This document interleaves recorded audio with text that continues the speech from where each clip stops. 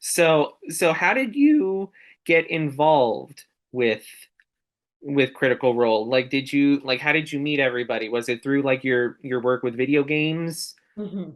So I met Matt and Marisha at the first cast gathering that we had at Blizzard the year that Overwatch came out. So that was 2016.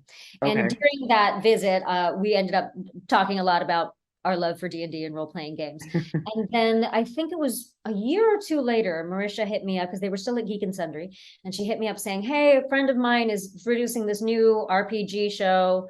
I think you would love doing it.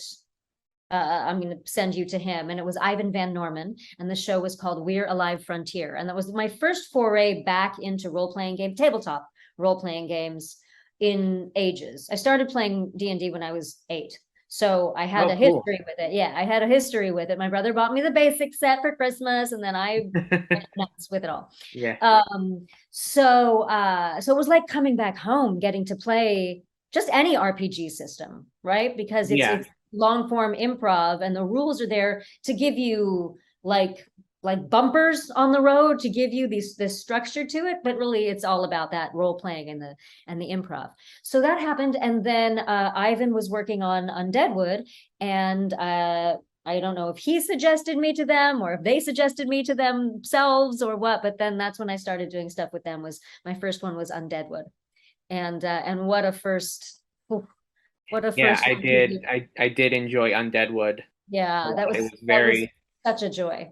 very, very cool. I loved the costumes that you guys committed to, like Matt with the hat The hat, and the mustache. no, it was all so good. It was great. And Travis with his reverend Yeah. outfit, and Marisha with her badass like Hmm.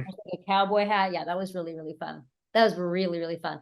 So that was my first time with Critical Role, and then that's when I got to a little more to be in with their company and their particular set of things that they were doing. But again, I had known some of them for years at that point. So now I'm just grateful that they keep bringing me back in because I just love it so much. I love it. Yeah. Cannot tell you how much I love it. Yeah. And I didn't I get into it until like a couple years ago. I got roped into a campaign with some of my friends. It ended up I think we did it for like at least a year.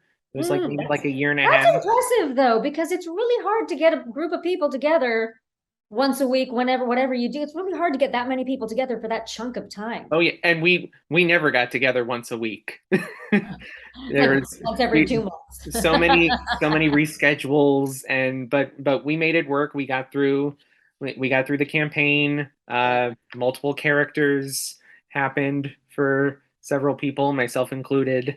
Nice, Uh, nice. I think the only home game I have tried in my adult life, we had 10 players, and wow, you can't make that happen with 10 players. that's Sometimes one person wouldn't show or two people wouldn't show, and we'd have an excuse for why they weren't there.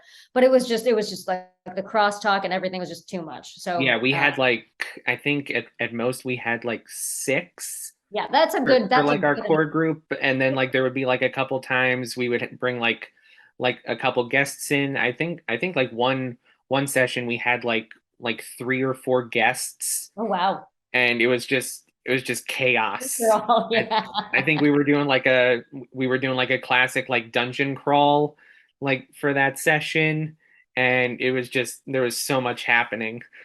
Well, at least you did it. At least you did it. And I love that you're wearing the Critical Role shirt. That's very cool. I had to. I had to. I had to. Very impressed. It would have been foolish of me not to. I almost wore my EXU one, but I've worn it in so many places. People are going to think that I'm wearing it all the time. So, which I am off camera. I But I really need to find the time to watch EXU, you. I will tell you, and this is not self-serving in any way. I would watch the one that I'm not in. Watch the EXU, The Calamity. It's Okay. the most incredible role playing and storytelling you will ever see in your entire lifetime. It's so good. Yeah, I really gotta get caught up. It's so hard. It's so It's hard to so keep up. hard to keep up. It's so hard. It's a miracle that I'm only one episode behind last week's of the main campaign right now. Good for So you. Whew, it took a while. Like, I mean, I was on a lot of planes, so I would I'd download it, and listen to it on the planes. Nice. Yeah. But anyway. Anyway, so now we'll still kind of stay with Critical Role, but now we'll go into like your like TV work because there Mhm. has been a lot of TV work There that you has. have done. Like I was looking through, I was gonna like pick out like a couple to like touch on, but there's so many TV credits. Yeah, I've been very lucky, and actually, I didn't really start my TV career until a good 10 years into my acting career. I was just doing theater for the first 10 years. Um, although I take that back. I started. I graduated. Oh yeah, that's right. That's about right. I think. My first TV gig was in 2004. So that would make it 94. No, okay, so somewhere around there, 8 to 10 years after I was doing theater alone. Mhm. So I'm very, very lucky that some of my first jobs were with some of the greatest shows going on at that time. And getting to jump around from show to show was really, really special.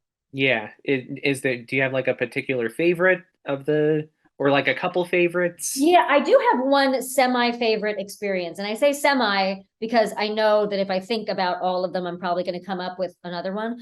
But there was this show called Kevin Probably Saves the World. Kevin Probably Saves the World. And it was starring Jason Ritter and Indiana Beaufort. And I played Indiana Beaufort's mother in this episode. And shooting that episode was like so much fun. I played a character who's very kind of curmudgeonly in the beginning, and then you see her kind of loosen up through Jason Ritter's guidance. And by the end, she's just like living her best life. And then at the end, you see what happens. I don't want to spoil it for anyone that wants to see it because it's a really good episode. You should watch it.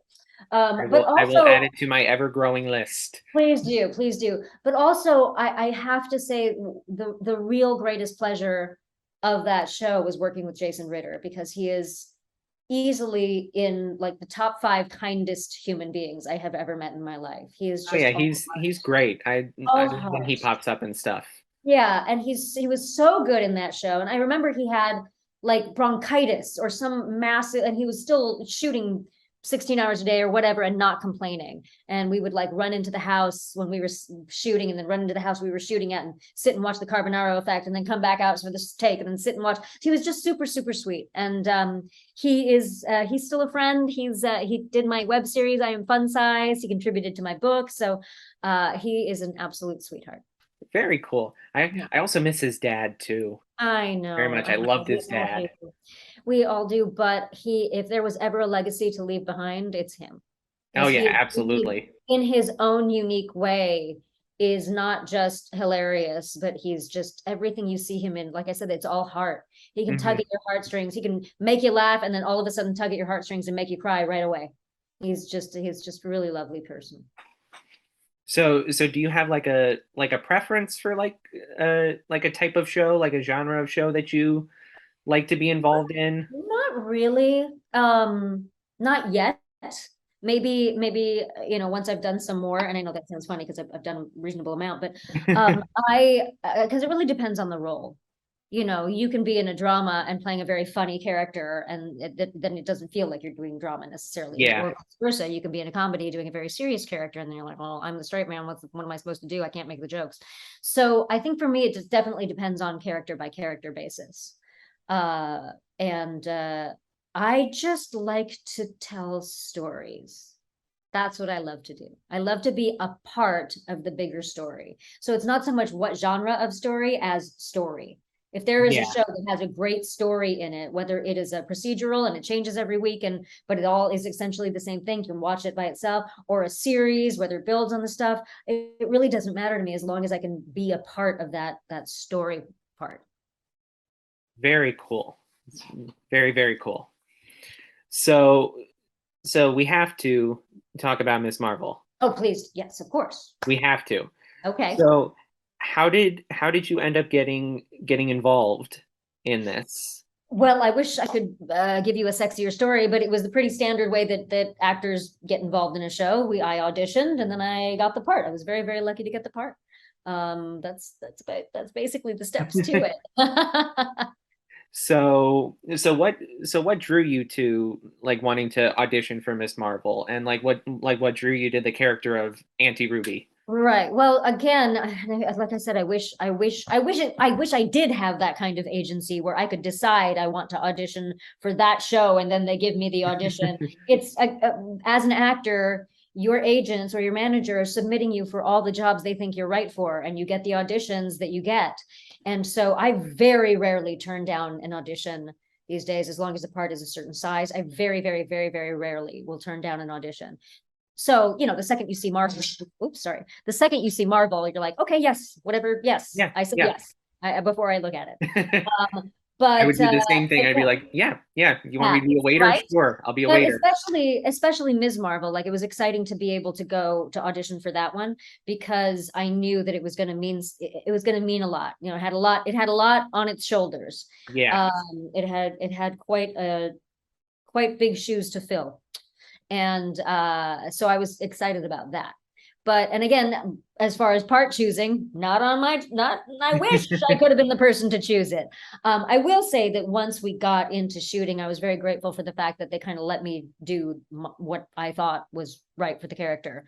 There wasn't a whole lot of can you change this up or can you be this more this way? It just felt like they cast the people they wanted to cast because they were like the people they wanted to see. Yeah. I really appreciated that because then I felt very comfortable on set every time. And I believe your character, she's not like directly a character from the comics, right? No, no, no, no. She's just a brand new something. Brand new Illuminantes. Love the Illuminantes. I know it's crazy, right? It's So like the best gift. so did you kind of like having that like freedom almost to like kind of like make this character your own instead of like having to like draw from the comics and try to Absolutely. like Yeah, absolutely. Because it, again, I didn't feel like I had huge shoes to fill in portraying a character that already existed and yet making it unique. I didn't feel like I had that kind of the weight on my shoulders like the kids did, like Iman did, or Mhm. like Yasmin who plays Nakia. Like there's a certain amount that they wanted to bring in from the comics, but also be their unique selves and bring their unique selves to the unique story because the story is different as well. So I didn't have that burden. I could just be a part of the story in the way that I wanted to be a part of this story, rather than worrying about what was in the comics. Yeah. And so like what was the shooting process like? Pretty standard. It was in early days of COVID before we had vaccinations. So that was not standard at all. People were very, very careful on set, and only certain people were allowed to be around the cast because the cast knew they had to take their masks off and all of that. So that was a little bit different, but you'd go to set every day and you'd shoot the scenes that they said you were going to shoot. It's slightly different in that Marvel is very careful that you know what you know on a need to know basis. So there were parts of the show that were very much surprises to me as well because I hadn't read that part of the script because I wasn't given it. So that Yeah. was exciting too, like knowing that you were going to come in and they were just going to tell you what you were doing today, and then you could jump into that quickly. There wasn't a whole lot of time to think it through, which was They fun. they do love the secrets over at Marvel. They do, but I love them for loving the secrets because I am like, oh, I am just so I hate spoilers with the white hot intensity of 1,000 Like, I cannot tell you how much I hate spoilers because to this day, I won't tell people what I played on The Sopranos, which was like, 2006. I won't tell people what I played because I know it spoils a particular timeline. I won't tell them what I Okay. did in my Yeah. scene. I'll tell them what I played, but not what I did in my scenes. And I'm like, but because I just don't want to ruin the story for someone. They call it spoilers for a reason. It spoils the fun. So I love that there are secrets like that. I love that. Then people would ask me questions and I would have to say, I don't know. This is great. We're all going to find out together. So I do love that about them. I think they're very wise to do that. Yeah. So so can you give us any hints? Is there more Marvel in your future? Oh Or goodness, I hope or so. has Kevin Feige sworn you to the I mean, utmost if secrecy? how can I say this? If there were more Marvel in my future, I probably wouldn't tell you. great example of how much I keep these secrets. My husband didn't know what I was shooting the whole time I was shooting until it was announced. It was announced publicly in March of this year. I started shooting it at the end of 2020. Love So yeah, so I am very, very careful. So if there were, then I would not be able to tell you, because then I'd have to kill you, and I like you. But there is definitely more appreciating Marvel in my future. I love She-Hulk. This was so much fun. Love and Oh, Thunder. She-Hulk is a blast. I'm loving Oh, it. right. It's so much fun. And yet they manage to get some of the more like these important themes in there in such cool ways. Loving that. Can't wait for Wakanda Forever. Looking forward to the Marvels next year. Like there's so much there's so much I'm looking forward to in that universe. And So and who knows what else we're gonna learn this week with D23. I'm so excited. I can't tell you. I don't know. I don't know. I don't know. So I'm so glad that you brought up She-Hulk because I have a question related to that. Oh, okay. I wanted to get your opinion on what I'm gonna call the vocal minority, Okay. which are the particular fans that are amplifying their like attacks and negative opinions on shows like Miss Marvel, Mhm. She-Hulk. Mhm. So I just wanted to get your take on that. Um, have you ever heard of the Native American folk tale about the two wolves? A grandfather tells his son about two wolves. One wolf is brave and kind and powerful and giving and cares about his pack and all of this, and the other wolf is anger and resentment and nastiness and I negativity. think I've heard of that before. Right. So basically, this is the very short version that is not the Native American version. This is the Anjali version. The child asks, well, which wolf will win? And the grandfather says, the wolf you feed. So in that way, that's kind of how I feel about trolls and people who are just looking for something to hate.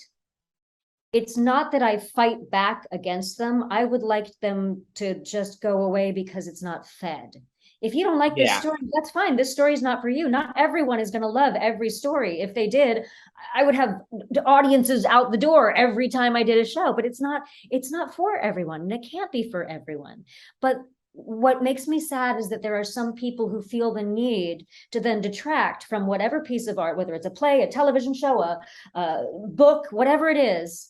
People feel the need to detract from that, which ultimately can affect other people's enjoyment of it. People feel the need to detract from it in a way that I don't know how it serves them necessarily, you know? And so Yeah. that makes me sad for them more than anything, because you could just go on your merry way and find another story to enjoy, and your life would be no worse for it. And I feel like it's just a sad waste of energy for people to do things like that. Art is subjective. It always will. It always has been. There's someone out there who hates Forrest Gump. There's someone out there who there's someone out there who hates AAA movies, whatever it is. So yeah, that's kind of my take on it. If you don't like it, then it's not, and it's not for you, then it's not for you. Yeah. And That's like okay. I know that I'm not the target art audience for Miss Marvel, but I was But one but would I was still hope able to enjoy it. enjoy it, appreciate the representation. I love that it is set in Jersey. Yeah, right. How the That second love letter is a love letter to Jersey a City. love So letter good. to Jersey, and like you and like with anything that like has like diversity in it, like you can always connect to like the themes. Like there's Yeah. universal like themes and If experiences. a story is being told well, it is not dependent on the plot points or the environment to make it something that reaches out to someone. If a story is being told well, it will bring you in because you see a part of yourself in that story. Not necessarily your ethnicity, not necessarily your gender, not necessarily your sexual orientation, whatever it is, you see a part of yourself in that story and you feel seen and you feel excited. And that's a really cool thing. And sometimes we'll see movies or shows. I apologize. Apparently, the outdoor gardener decided that now is the time that he needs to do some leaf blowing. It's all good. Um, uh, if it was all dependent on stories being about your own culture, or stories being about your own experience, then you wouldn't have wonderful experience as a viewer of someone taking you on a journey you've never been on before. It's exciting to see someone who looks like you or sounds like you or comes from the same country as you or whatever. It's exciting to see that represented, but it's also equally exciting to learn about a completely different world or a completely different life experience. Absolutely. Like I so wanted to be at that wedding. That wedding was That fun. that looked like such a blast. I Yeah, have to imagine that was so much fun to shoot. so much fun. So much fun. And so much like a South Asian wedding. Like it really felt like we're Yeah, just partying at a South I would have loved to have been the token white boy at the I think we had a few Caucasian folks because we obviously there's always someone's married to or friends or whatever. And it's I think there's a common misconception among people, and hopefully this show helps to break that as well. A common misconception that like cultures stay like this, cultural groups in America stay like this, and they don't want other people in there. Well, that's Mhm. a different kind of prejudice and exclusion. We don't want that either. Of course, I want someone to learn about being Indian. Of course, we want people to learn about being Pakistani or being Muslim, all these things that, of course, you want people to know your story. That's the way we communicate. Yeah, I loved getting to be like thrown into that world and that culture and get to experience it all because it's not something that I have ever had any experience with. I think the also one very special thing about how the storytellers told this, how the entire creative team told it, and obviously the actors as well and Iman, is that it wasn't the focal point of the story. Hmm.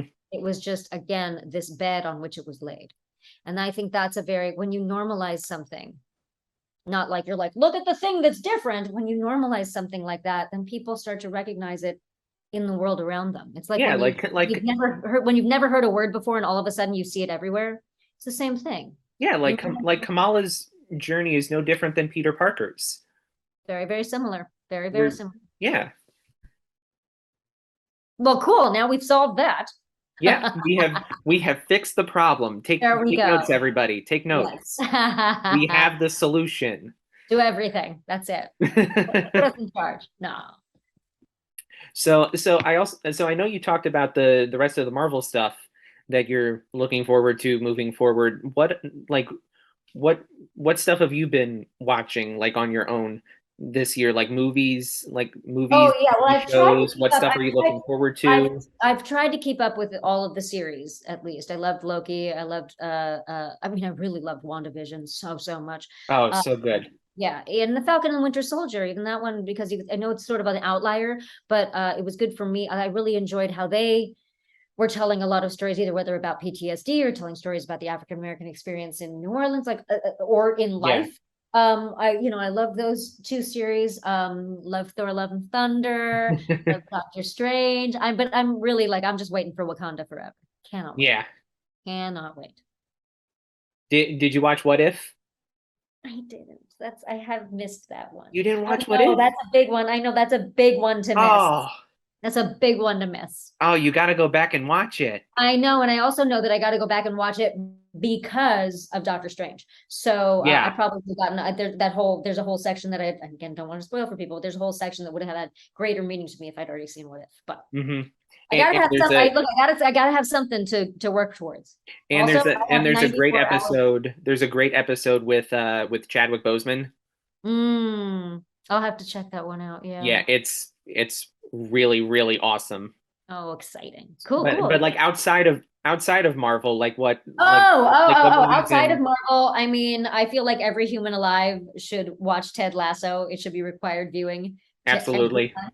It is an unmitigated delight. It will make you a happier person if you watch it. I think Apple TV Plus in general is like Yeah, very they're underrated. really killing it because I think the second show I was going to say we just finished Severance a few weeks ago, and boy, oh boy, was that incredible. Yeah, they are like they don't have a lot, but the stuff that they're putting out is like consistently like high Yeah. quality stuff. Yeah, and right now we literally just finished, like just a day or two ago, finished Yellow Jackets, which woo, it's a lot. It's so good. Yeah, And I that have one that's on my finished. list. I have to try to get to watch that. It's really, really good. It's really, I mean, look, there's so much incredible television being made right now. There really is. There's so Everything. much. I was at the Hollywood Critics Association Awards recently, and I was there as a presenter, and I was very glad that I didn't have to be the person. Like I thought of how hard it must be to make this decision, because everyone in that room, everyone who was nominated deserved that award. Every single person. How do you make a decision when the quality is this high? What category did you present for? Best writing for a series drama. Oh, okay. Yeah, so that went to Severance. Yeah. Yeah. Any like favorite movies so far from this year? From this year, I think I've been focusing mostly on series right now. I know there's a big Bollywood movie coming out very soon that I'm excited about called Brahmastra. It's very, very Oh, cool. okay. It's sort of a like this epic romance drama. It's an epic story, but modern, set in the modern day, but there's a lot of Indian mythology based on it. So it's got everything. It's got heroes, Okay, that sounds cool. effects, and all this stuff, and love and songs and all the things. I got to see a trailer of it recently, and it was just so cool. It's so cool to see Bollywood had figured out the art of the movie musical and of the movie long, long, long time before we did here.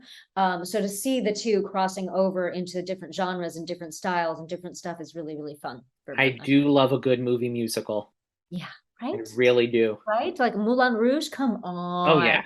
Give me a little of that.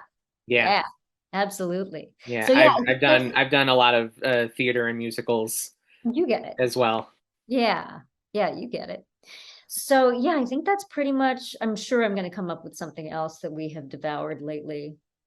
But those three are the first three that come to mind: Severance, Yellow Jackets, and Ted Lasso. Those are three good ones. They sure are. Like, I will preach the gospel of Ted Lasso forever. It's so good. Oh Oh, yeah. this is not recent, but I feel like everybody should watch The Great. The Great on Hulu is very, very good. Yeah. Yeah, So that's I think that's on my list as well too. I just on Hulu, I just got through Only Murders in the Building. we haven't seen that either. I It's so know. good. I know, but like, this is the thing. When people are like, "Oh my God, you haven't seen this," I'm like, "Dude, I'm sure you haven't seen things too. Don't shame me for not No, seeing it." I'm Well, not not you, trying not to. you, not you. You just get excited. No, but not you. You're excited for someone to experience it, which is like that's what I get. I get excited for you to experience Yellow Jackets. I'm excited to hear. I'm trying to get my wife to watch it with me because I want to rewatch it again. And like she loves like murder mystery Dude, stuff. what's the problem? Yeah, she has to be in like the right like mood or like mindset to like Hmm. sit down and watch something. Like a Yeah. couple of weeks ago, we like started trying to watch Evil, Uh-huh. and like she was enjoying it. Like it's like right up her alley. Like she works in that Yeah. like in that field basically. So it was like right up her alley, and she was loving it. But we always like we go back to like just like comfort watching Psych. I gotcha. I gotcha. Yeah, it's tricky. For me, I always have to be doing something while I'm watching, which is not the best way to watch things. Oh yeah. Or I count it as like, okay, this is my unwind time. I've earned this because I've worked so hard today. I've earned the right to sit down and watch an episode of television. Yeah, I always find So now that I'm like multitasking like when I have something on. yeah, yeah, yeah. Yeah, it's a treat. But yeah, there's so much great art being put out there these days. So much great art. There is so much. Mm-hmm. So I think that's all I have. I Okay. think do we have I think we Well, have I'd enough. like to share something with you if Sure, that's by all all right. means. So among the other projects that we've talked about this year, my book is coming out at the end of September. There's been like a soft launch happening, but but it's coming out at the end of September, and it's called "I Am Fun Size and So Are You: Thoughts from a Tiny Human on Living a Giant Life." And I'm really, really, really, really proud of it. I've gotten lots of reviews and messages and everything about the book, about how people feel like it's shifting things in their lives and helping them out in a really easy way. So I'm really excited about that, and people should check it out at the end of September. I think I will do just that. I could go for some shifting for good You know, for good things. I don't like traditional self-help. because first of all, if it's called self-help, I'm not helping myself. I'm reading a book. It's not myself. Yeah. But I think it's all very prescriptive. And this is more like talking to a friend. I hope that people feel more like it's talking to a friend, and a friend telling you stories that may be similar to some of the situations you're in. And it's got really cute illustrations in it too by my friend Vivian Trong. Oh, very nice. It's a fun experience. It's a fun experience to read, I think, and I hope people enjoy it. Well, I will definitely have to check that out. Are there any like did you like plan on doing like an audiobook version? Oh, the audiobook will definitely be coming out at the same time. Oh, Yeah. cool. Yeah, I did do the audiobook version. I ran a Kickstarter for it last year. And so the first run went to the Kickstarter folks, and just finished the audiobook recently for them too. So it's there, it's coming, it's on the way down Very the road. nice. Yeah, yeah. Well, Well, cool. that is super exciting. Yeah, it's exciting for me, and it's my first book, so hopefully people will enjoy it. I'm certainly having fun with it. Well, I will definitely be sure to check that out and share that when that comes out. Awesome. Please do. Thank you. Thank you so much. And thanks so much Absolutely. for today. It was nice to meet you. Thank you. It was lovely meeting you as well. I again thank you for your patience and understanding. I think my wife just got home because I heard my Oh, well, then dog you just better go. start I hear your barking. dog. No, that happened. And then you better go. Go enjoy your time with your lady. She she's new. We just adopted her a couple weeks ago. Oh, Her cute. name is Pepper. That's very, very cute. Well, go spend time with the missus. Go spend time with Pepper. I'm gonna go off and do Secret Ninja stuff myself. Awesome. And I hope to see you soon. It was lovely getting to talk and meet with you. Thank you so much for taking the time Yes, to talk with us. you bet. And thanks for wearing the Critical Role shirt. That definitely made my day. Absolutely. Okay, take care. Bye bye. Bye.